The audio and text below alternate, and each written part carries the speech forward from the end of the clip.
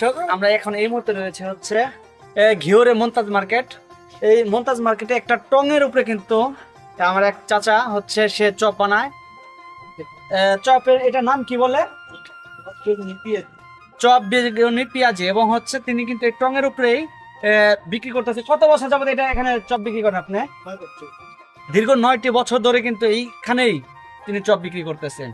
এবং এই ঘিওর মমতাজ মার্কেটে যারা এই চাচা চপ খেয়েছেন তারা অবশ্যই আমাদের কমেন্টে জানিয়ে দিবেন যে কিরকম লাগে। আমরা কিন্তু শুনেছি যে অনেক ভালো চপ বানায়, যে কারণে হচ্ছে আমরা গাড়িটা ব্রেক করে এখন কিন্তু তার এখানে এসেছি শুধু চপ খাওয়ার জন্য।